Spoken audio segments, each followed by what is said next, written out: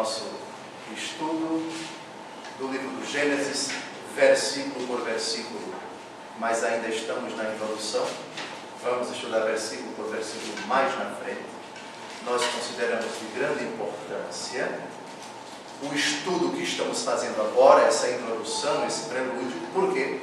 Porque ele faz uma comparação entre o livro do Gênesis e o livro do Gênesis, como foi lido, como foi interpretado pelos autores do Novo Testamento.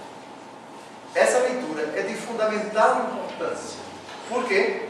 Porque o critério de interpretação de toda a Bíblia é um só: Jesus. É a partir da pessoa de Jesus, do discurso de Jesus, da compreensão de Jesus, que nós devemos lançar o nosso olhar para o Antigo Testamento. Não é o contrário. Não é o Novo Testamento que deve ser lido à luz do Antigo. É justamente o contrário. Ouvistes o que foi dito pelos antigos, eu, porém, vos digo. Jesus repete isso várias vezes no capítulo 5 do Evangelho segundo Mateus. Portanto, é uma frase paradigmática. Jesus, vimos isso no encontro passado, não veio abolir a lei, mas veio levá-la à perfeição. A perfeição da lei é o amor. Amor que se faz carne, amor que prega, amor que anuncia o reino. Esse amor é Jesus. Portanto, muitas instituições do Antigo Testamento que não foram abolidas por Jesus foram levadas à perfeição. Hoje nós vamos ver uma delas. A comida. Qualquer comida no Novo Testamento, ela é boa. No Antigo Testamento havia proibições. No Antigo Testamento havia o veto para se comer carne de determinados animais. Mas a pergunta é, no caso de tensão, na verdade não existe tensão, se o Antigo Testamento proíbe e o Novo recomenda, manda, ordena até, não há contradição entre os dois testamentos. Há uma compreensão do Antigo à luz do Novo. Seria até o fim da picada. Um absurdo dos absurdos que em Deus houvesse contradição. Que o Antigo Testamento dissesse uma coisa e o Novo Testamento dissesse outra. Já tratamos no encontro passado da questão da lei do talião, dente por dente, olho por olho, e do amai-vos uns aos outros. Não há contradição. Houve um aperfeiçoamento. Eu não vim abolir a lei, vim levá-la à perfeição. Por isso, vamos dar uma olhada de novo, esse versículo do capítulo, logo no começo do Evangelho segundo Mateus, por favor. Capítulo 5, versículo 17. Ele é o motivo que nos leva a fazer esse estudo, o Gênesis à luz do Novo Testamento. O Gênesis, como é interpretado pelo Novo Testamento. Talvez os internautas estejam dizendo glória a Deus por essa iniciativa de Dom José, porque aqui na minha casa, de vez em quando, bate alguém na minha porta e já vai citando certos textos do Antigo Testamento. Nós não comemos carne de porco, nós observamos o sábado, não o domingo, porque isso está no Antigo Testamento. E o católico desavisado fica confuso. Vai na letra, como está lá no Antigo Testamento, absolutiza essa afirmação, que, repito, é palavra de Deus, mas palavra de Deus redigida num contexto bem preciso, contexto este que não é o único da Bíblia. Deus evolui não em si, mas a sua doutrina, aquilo que ele transmite para nós no decorrer do tempo, vai se aperfeiçoando. Essa é a palavra-chave. Mateus 5,17, todos em voz alta, até você que está sintonizado agora na internet, em voz alta, citemos, digamos: não julgueis que vim abolir a lei ou os profetas, não vim para os abolir, mas sim para levá-los à perfeição. Jesus não veio abolir nada. Por outro lado, veio levar a perfeição. Dom José, seja mais claro. Qual é a perfeição das normas do Antigo Testamento? Jesus. Jesus é a perfeição. É a partir da palavra dele que o Antigo Testamento é aperfeiçoado. Ele é o cumprimento da lei. Ele é o sentido da lei. Ele é a razão da lei. Ele, na verdade, é o conteúdo de todo o Antigo Testamento como profecia. Se o Antigo Testamento é profecia a respeito de Cristo, o Novo Testamento é o cumprimento, porque Cristo se encarnou. Portanto, todas as palavras de Jesus são imprescindíveis para nós compreendermos o Antigo Testamento. E em caso de tensão, na verdade não há tensão.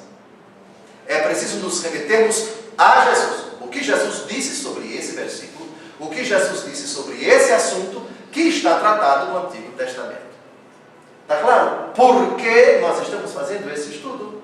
Muito bem. Então, Gênesis capítulo 1, versículo 31. Vamos ao texto. É o último versículo do capítulo 1. O Senhor Deus fez todas as coisas em 6 dias. No 7º descansou. Na verdade, isso aparece no início do capítulo 2, no versículo 2. Mas vejamos, no 6º dia, depois que o Senhor cria o homem e a mulher, a sua imagem e semelhança, diferentemente do que é dito, Deus viu que era bom, Deus viu que era bom, Deus viu que era bom. Vamos dar uma olhada. Gênesis capítulo 1, versículo 10, Deus viu que isso era bom. Veja no versículo 12, Deus viu que isso era bom. Veja também no versículo 18, Deus viu que isso era bom. Veja também no versículo 25, Deus viu que isso era bom.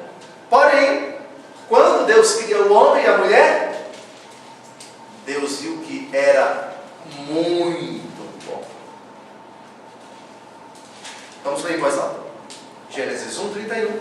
Deus contemplou toda a sua obra e viu que tudo era muito bom. Sobreveio a tarde e depois a manhã, foi o 6º dia. Perfeito.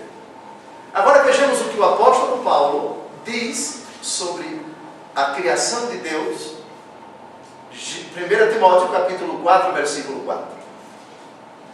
Pois tudo o que Deus criou é bom, e nada há de reprovável, quando se usa com ação de graças. Esse princípio é extremamente importante para todo o Antigo Testamento. As normas que proibiam o uso da comida, determinados alimentos, são normas posteriores. O livro do Levítico é bem posterior ao ato da criação de Deus. Porque Deus viu que tudo era muito bom. Portanto, também o porco era bom. Também o sangue dos animais era bom.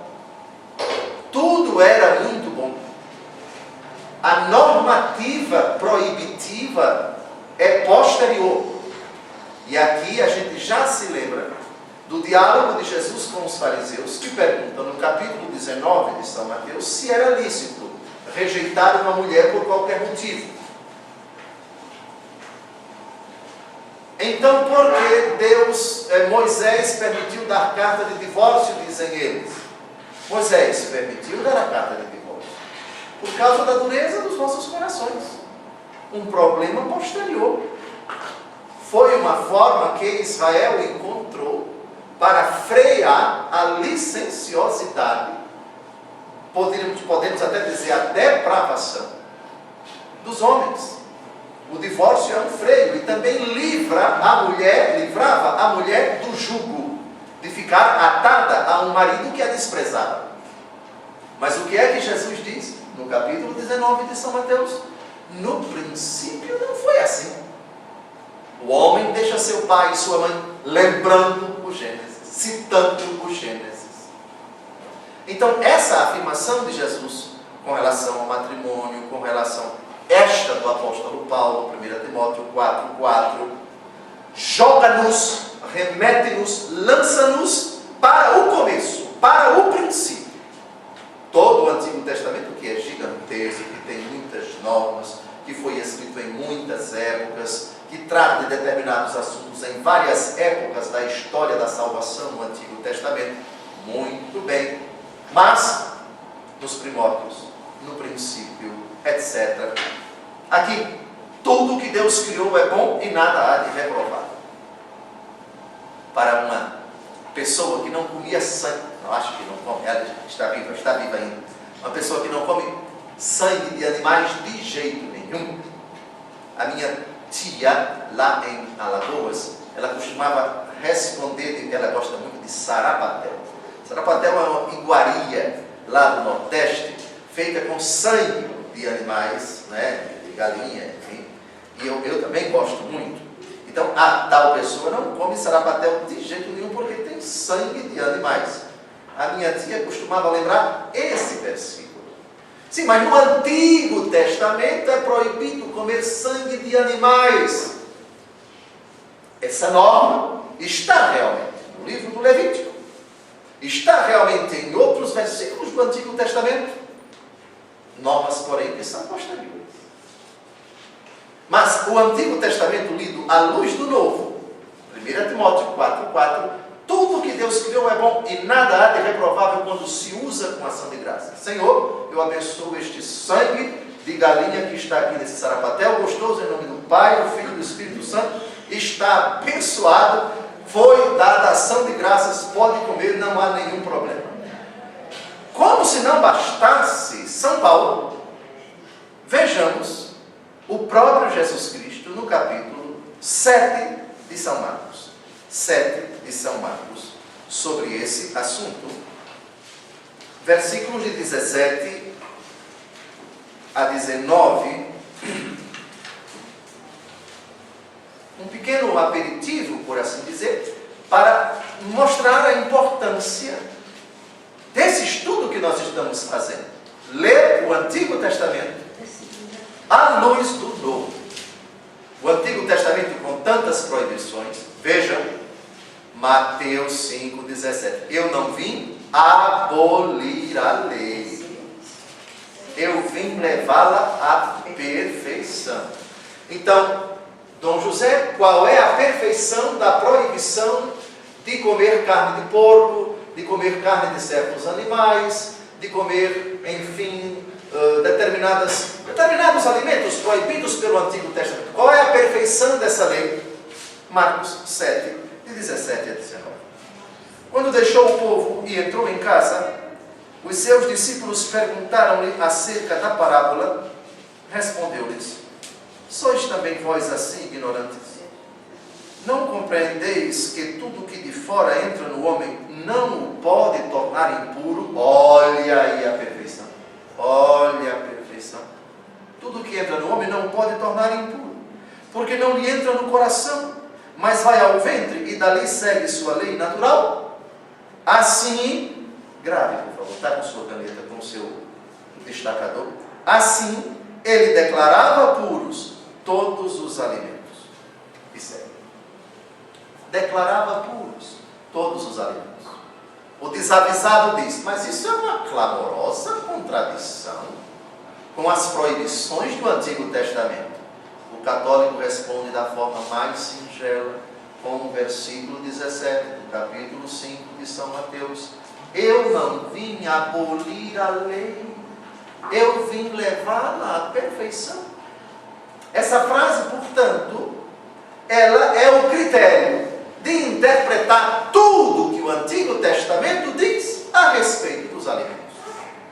A propósito, há uma cena muito curiosa, muito sugestiva. São Pedro tem uma visão. Nessa visão, ele recebe uma ordem do Senhor Deus. Abra sua Bíblia no capítulo 10 dos Atos dos Apóstolos. Essa visão que São Pedro tem também contém uma frase do Senhor Deus. contém uma frase do Senhor Deus que é importante. A partir do versículo 9 até o versículo 15. No dia seguinte, enquanto estavam em viagem e se aproximavam da cidade pelo meio-dia, Pedro subiu ao terraço da casa para fazer oração. Então, como sentisse fome, quis comer. Mas enquanto lhe preparava, caiu em êxtase. Viu o céu aberto e descer uma coisa parecida com uma grande toalha que baixava do céu à terra, segura pelas 4 pontas. Atenção, atenção! Nela havia de todos os quadrúpedes, dos répteis da terra e das aves do céu. Uma voz lhe falou: levanta-te, Pedro, mata e come.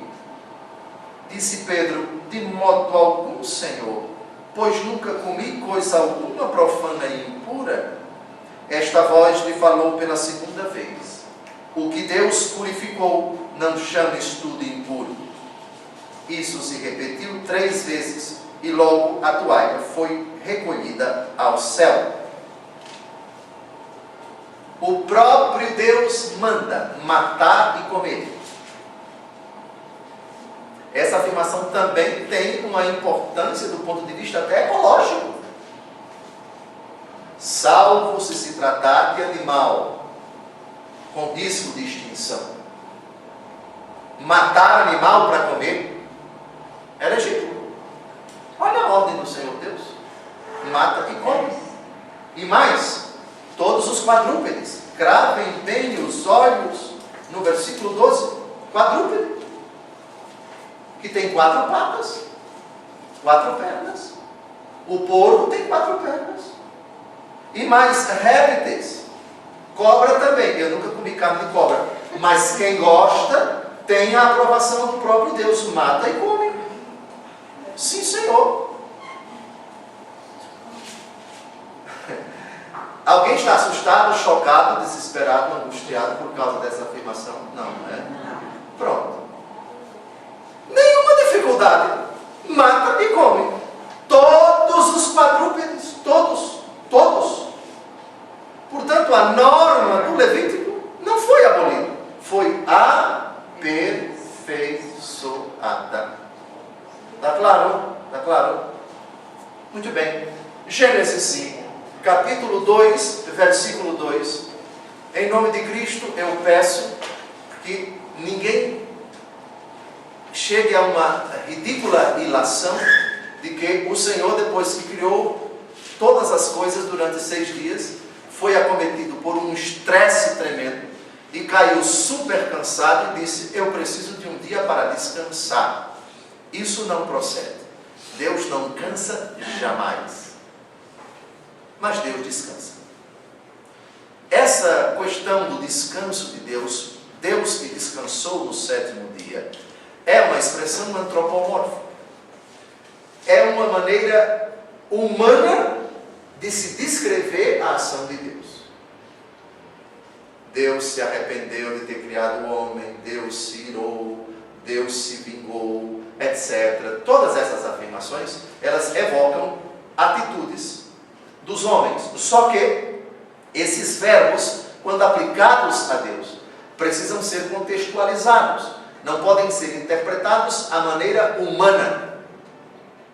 Nós descansamos porque nós queimamos calorias, porque nós nos fatigamos psicologicamente, intelectualmente, fisicamente. Em todos os sentidos nós cansamos.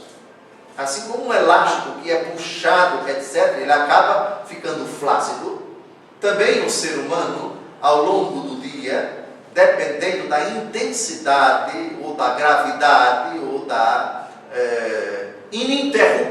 ininterrupta a exigência daquela atividade, a pessoa pode se cansar, a pessoa pode se estressar.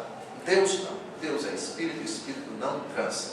Porém, a Bíblia diz que Deus descansou.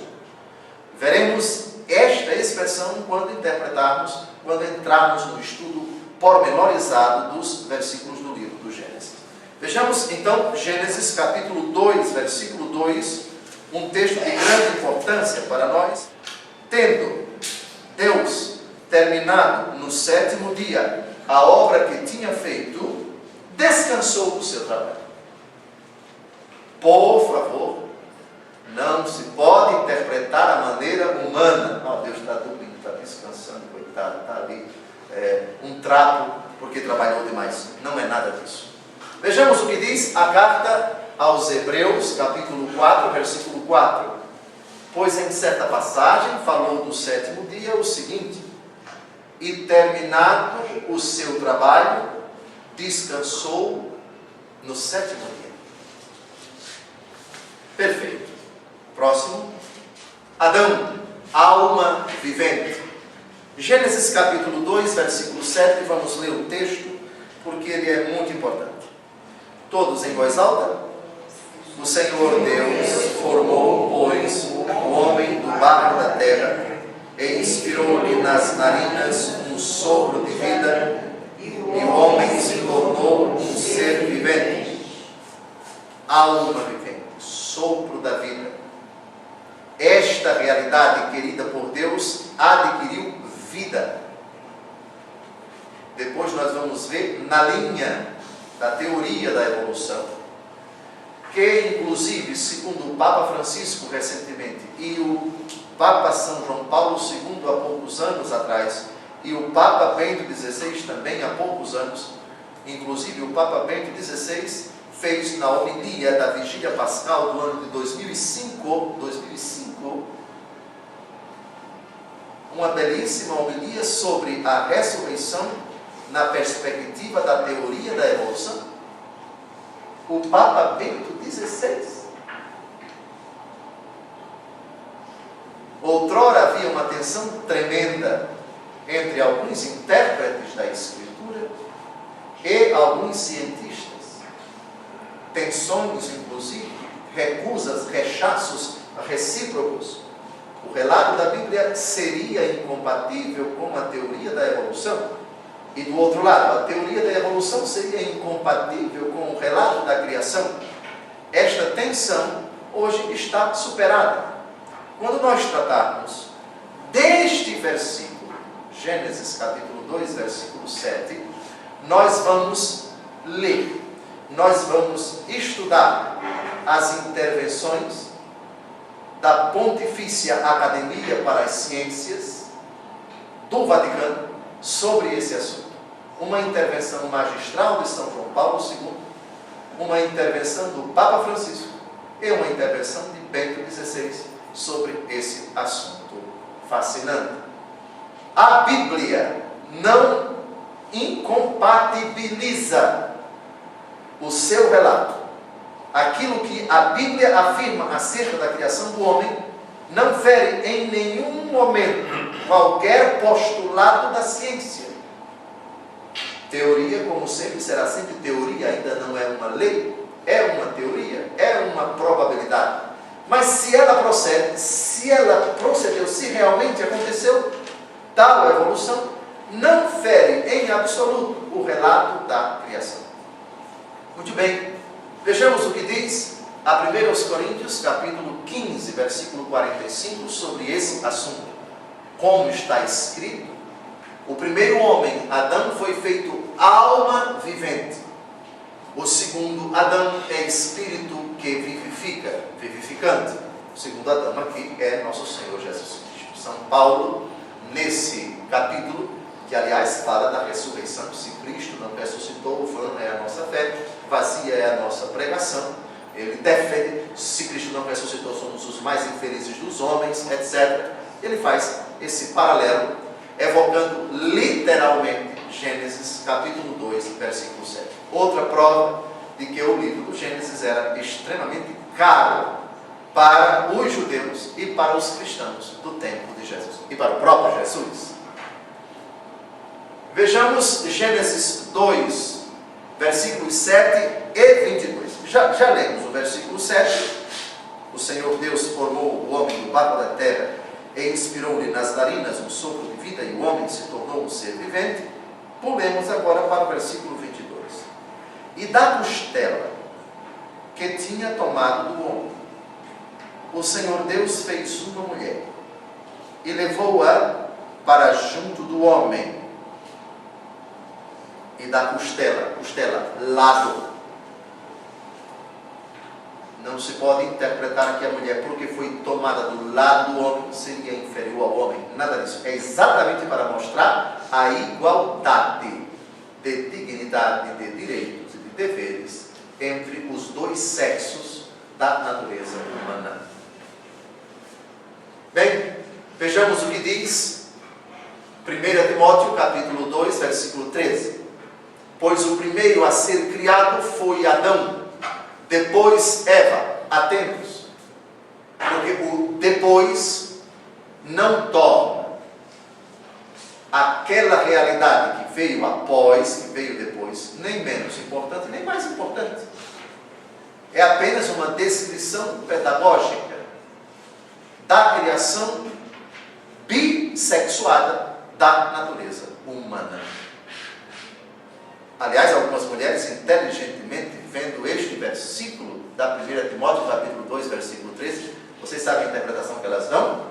Está explicado porque Deus criou o homem, mas depois a mulher. Porque criou o homem e disse, não está bom, não gostei do rascunho. Aí fez a mulher e disse, agora a coisa prestou. Um elogio às mulheres, sem o demérito para os senhores homens, sem o demérito para mim. Piadas à parte.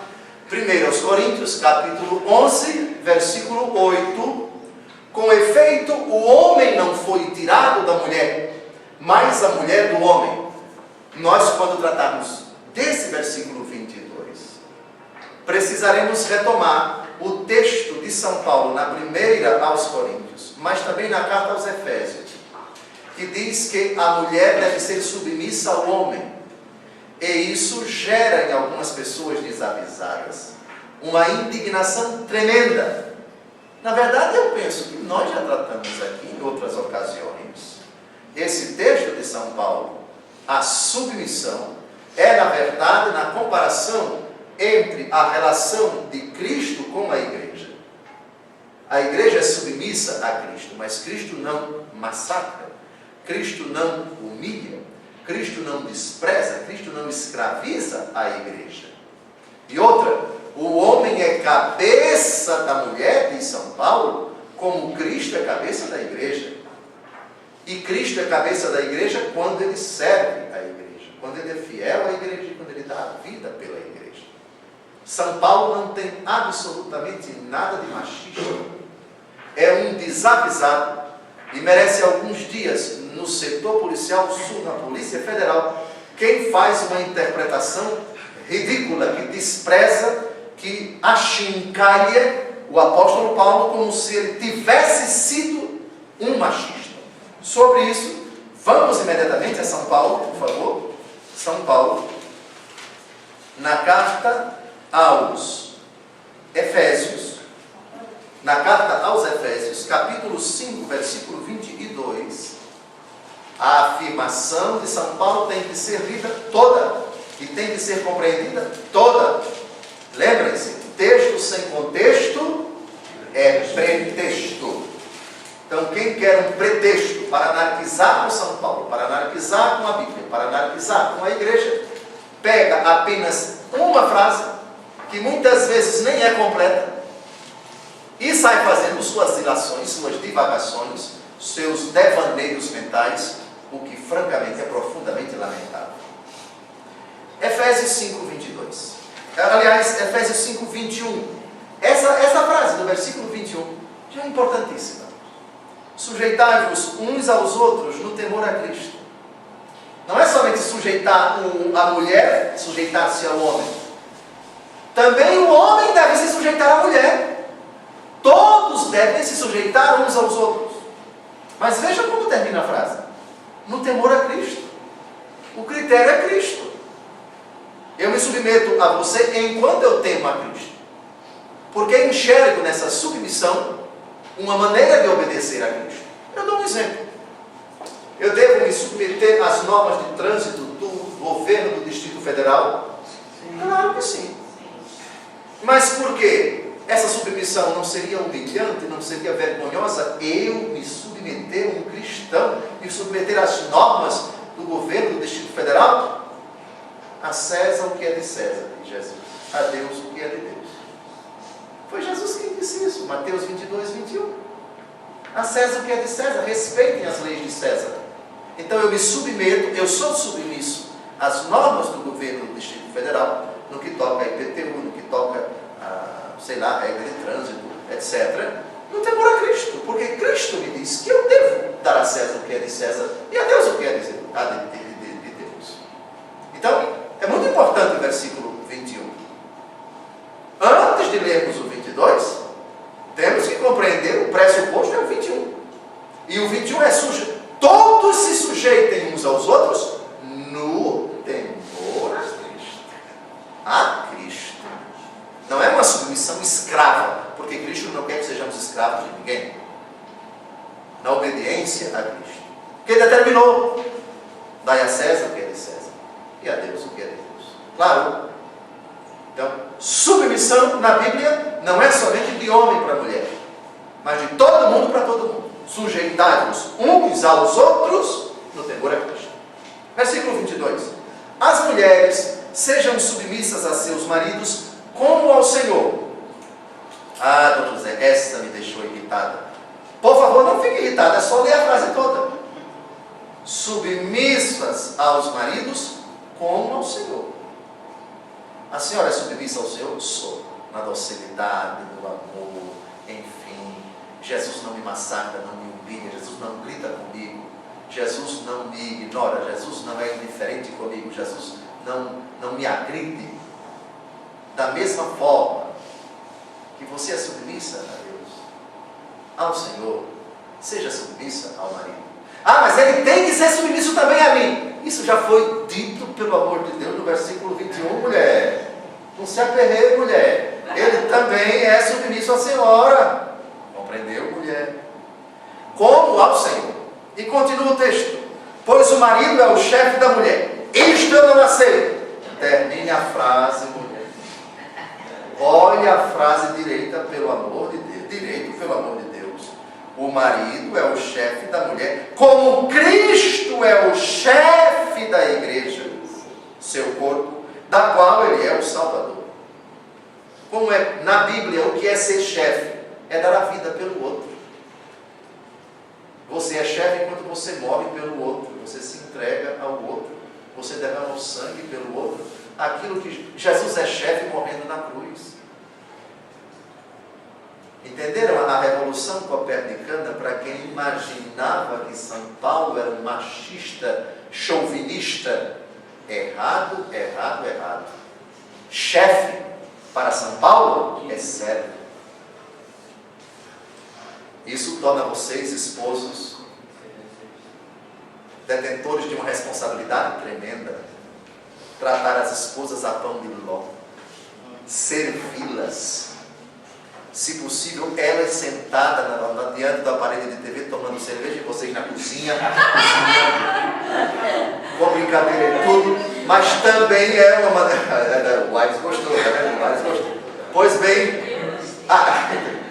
bem, é lógico, foi uma brincadeira bem jocosa, mas é exatamente o inverso. Chefe fora da Bíblia dá aquela ideia do superior, do mandando, etc. Que quem pensa sou eu, o Estado sou eu, você obedece, você é somente para calar a boca, balançar a cabeça e fazer tudo aquilo que eu quero. Chefe, não é isso. Olha a frase direito. Como é que Jesus é chefe da igreja? Como Cristo é o chefe da igreja, seu corpo, da qual ele é o Salvador, o marido é o chefe da mulher. E como Cristo é chefe? Sendo fiel à igreja, amando a igreja, derramando o seu sangue pela igreja, até a morte e morte de cruz. Chefia no Novo Testamento é Calvário. Assunto encerrado. Pronto. Não há possibilidade aqui de você interpretar São Paulo como um machista condicionado pela mentalidade judaica, eminentemente machista do seu tempo. Nada disso. O critério é Cristo. E continua, versículo 24. Assim como a igreja é submissa a Cristo, assim também o sejam em tudo as mulheres a seus maridos. Olha a comparação. A igreja é submissa a Cristo na fidelidade, no amor a Cristo, na atenção a Cristo, na intimidade com Cristo, na entrega a Cristo. Como? O parâmetro é Cristo, não é o homem. O homem é chefe como Cristo é chefe. E Cristo é chefe amando, se doando, se entregando, servindo, sendo eternamente fiel, etc. Da mesma forma, a relação Cristo-igreja, ela é parâmetro para a relação esposo-esposa. Versículo 25, que não admite, consolida a ideia que já vemos, já estamos a comentar. Maridos, amai as vossas mulheres, como Cristo amou a igreja e se entregou por ela. Como um machista pode dizer uma coisa dessa? São Paulo de machista não tem absolutamente nada. Para santificá-la, purificando-a pela água do batismo com a palavra, para apresentá-la a si mesmo toda gloriosa, sem mácula, sem rugas, sem qualquer outro defeito semelhante, mas santa e irrepreensível. O versículo 28 é a contrapartida. Os maridos devem amar as suas mulheres como a seu próprio corpo. Quem ama a sua mulher, ama-se a si mesmo. De novo, São Paulo recorda que o tratamento que o esposo deve dispensar à esposa no matrimônio é idêntico, é igual ao tratamento que Cristo dispensa à sua igreja, dando a vida por ela. E no versículo 33, o que importa é que cada um de vós ame a sua mulher como a si mesmo e a mulher respeite o seu marido. Uma visão muito justa, muito consonante com a do Cristo esposo com a igreja esposa. Bem, essa pequena digressão foi importante para dissipar eventuais dúvidas e inverdades que estão sendo espalhadas por aí contra a Escritura, contra a visão do matrimônio, da relação homem-mulher no matrimônio, como se a palavra de Deus tivesse perdido o seu valor, a sua atualidade, e fruto de um suposto contexto machista, estaria incutindo um pensamento para todas as mulheres da Igreja Católica Apostólica Romana, como se elas devessem ser absolutamente submissas no sentido pejorativo do termo, o que não corresponde à verdade, como nós acabamos de ver. Gênesis, capítulo 2, versículo 9. Vamos ler o texto, porque é muito importante. O Senhor Deus fez brotar da terra toda sorte de árvores, de aspecto agradável e de frutos bons para comer, e a árvore da vida no meio do jardim, e a árvore da ciência do bem e do mal. Nós, em muitas homilias aqui, já explicamos o significado de árvore da ciência do bem e do mal, de árvore das outras árvores, da árvore da vida. Importa, por enquanto, apenas dizer que é um eufemismo, é uma imagem figurada que evoca a possibilidade de o homem viver sem. Tanto é que no final do livro do Apocalipse, que já estudamos versículo por versículo durante mais de 2 anos, esta árvore da vida vai aparecer, aliás, em 2 capítulos do Apocalipse, o segundo e o último. Quem se recorda? Vamos ao texto. Todos juntos, Apocalipse 2:7. Quem tiver ouvidos, ouça o que o Espírito diz às igrejas. Ao vencedor darei de comer do fruto da árvore da vida que se acha no paraíso de Deus. Curioso, como há aqui um paralelo. O paraíso terreno, narrado no livro do Gênesis, e o paraíso de Deus. Vida terrena e vida eterna. Na vida terrena, lá tem a árvore da vida. Ou seja, o Senhor Deus criou o homem e a mulher e os colocou no jardim e deu-lhes este poder. Vocês podem viver sempre. Esse é o sentido da árvore da vida. Vocês podem comer deste fruto e podem viver. E vão viver sempre. É um fruto entregue a vocês. Mas o fruto da árvore da ciência e do bem e do mal, não comam. Porque o fruto da árvore da ciência e do bem e do mal é o antônimo do fruto da árvore da vida. Se o efeito do ato de comer o fruto da árvore da vida é viver sempre, o efeito de comer o fruto da árvore da ciência do bem e do mal é qual? Vamos ao livro do Gênesis, por favor. Capítulo 2, versículos de 15 a 16. O que interessa é o 16, mas vale a pena ler o 15 para nós compreendermos. O Senhor Deus tomou o homem e colocou-o no jardim do Éden para cultivá-lo e guardá-lo. Deu-lhe este conselho: podes comer do fruto de todas as árvores do jardim. Vejam, está incluído aqui o fruto da árvore da vida, no versículo 7. Ou seja, vocês podem viver sempre. Vocês podem desfrutar. Desfrutar é provar do fruto. É a etimologia do desfrutar. Você pode provar desse fruto. Mas diz o versículo 17: mas não comas do fruto da árvore da ciência, do bem e do mal. Porque, aí vem a ameaça, no dia em que dele comeres, morrerás indubitavelmente. Então nós temos aqui uma punição, uma consequência. Se você decidir comer, você vai pagar caro e você vai morrer. Muito bem. Esse fruto da árvore da ciência do bem e do mal não aparece no livro do Apocalipse. Aparece só o fruto da árvore da vida. Ora, o que é que nós temos entre o fruto da árvore da vida do jardim do Éden e o fruto da árvore da vida do paraíso de Deus, citado aqui em Apocalipse 2,7, vejam lá.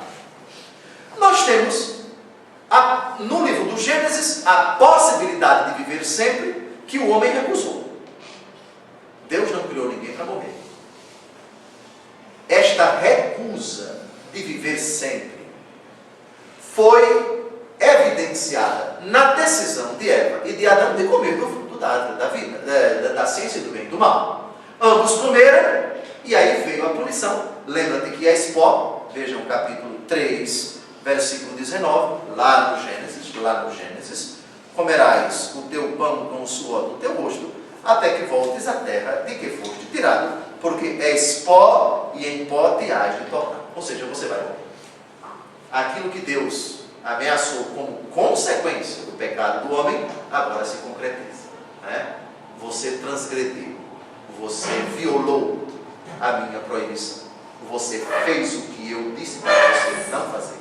O fruto da árvore da ciência do bem e do mal, cujo, que é um eufemismo, cujo significado eu já recordei tantas vezes aqui, mas vamos tratar de novo quando comentarmos este versículo.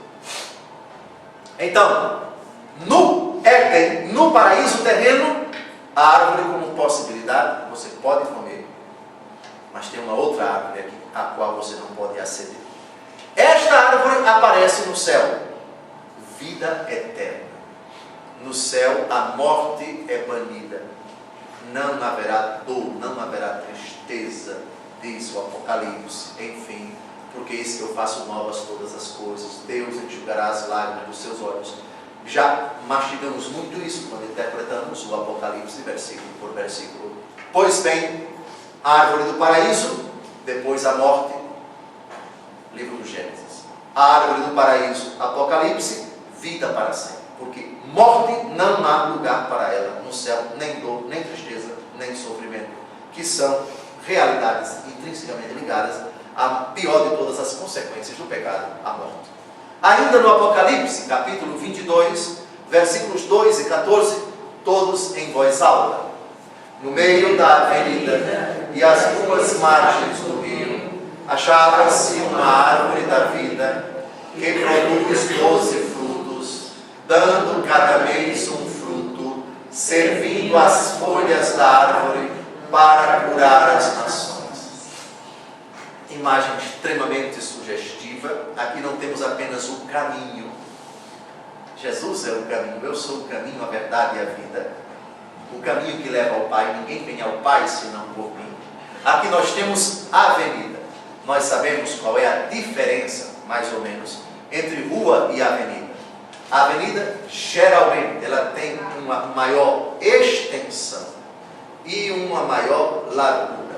Normalmente, ela comporta uma quantidade maior de veículos e de transeuntes. A ideia da abertura, da totalidade, a vastidão e também a imensidão das pessoas que atravessam esta vastidão, que é Cristo Jesus na glória. E a árvore, que produz 12 frutos, 12, ideia de totalidade, são os meses do ano. Os meses do ano evocam essa ideia de eternidade, de plenitude do tempo. Aqui nós temos o tempo, mais alguma coisa que é a eternidade. Na glória não temos o antes nem o depois. Nós temos a constância da perenidade de um Deus que era, que é e que vem. Imagem que o Apocalipse atribui ao próprio Jesus Cristo. Ele se auto-intitula como o Alfa, o Ômega, o princípio e o fim, aquele que era, aquele que é e aquele que vem. Eu sou aquele que sou.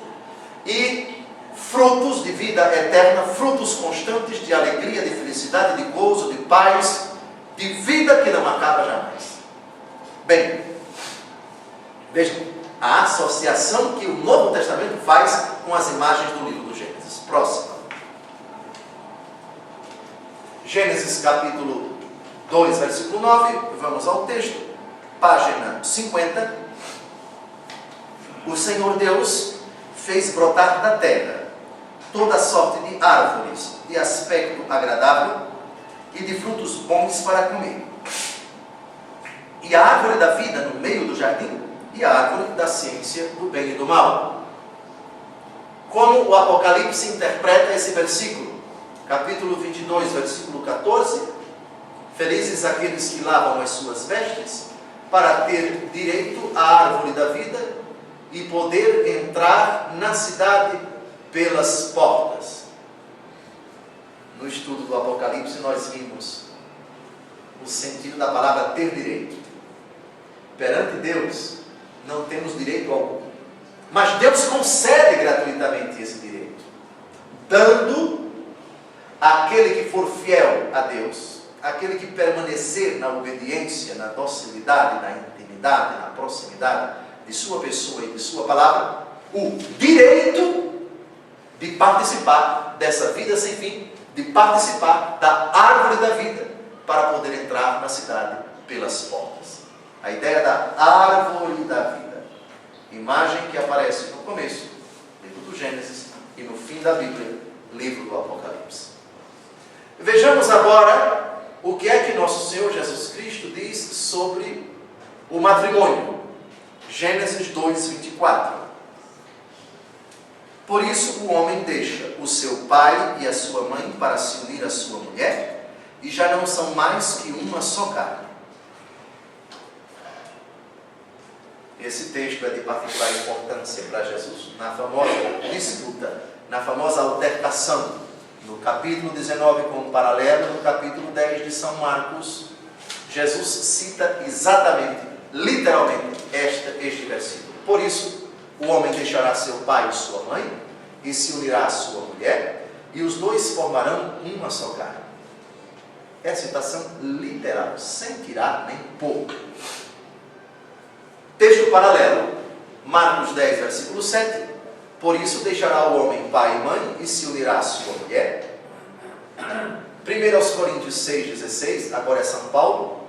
Ou não sabeis que o que se ajunta a uma prostituta se torna um só corpo com ela? Está escrito, os dois serão uma só carne. Vejam como a igreja primitiva, o próprio Jesus tem essa preocupação. Está escrito. É como se eles dissessem, não se pode mudar. Está escrito. O homem deixa seu pai e sua mãe, se une a sua mulher. Isso na disputa, não, a disputa.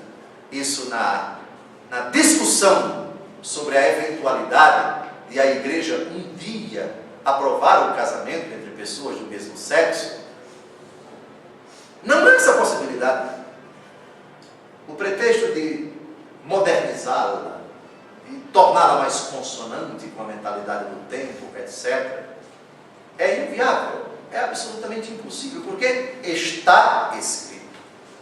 Se o cristianismo não é a religião da letra que mata, a letra mata, mas o Espírito vivifica, diz São Paulo, no 1 Coríntios, capítulo 8, versículo 1, se não me engano.